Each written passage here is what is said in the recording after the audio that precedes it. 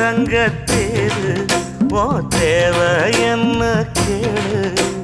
வெடல புள்ள நானும் ஒரு விவரம் கேட்க வேணும் தன்னானே தாமரப்பு புள்ள தள்ளாடும் தண்ணி இல்ல தாமர பூத்திருச்சே மாமா தாவணி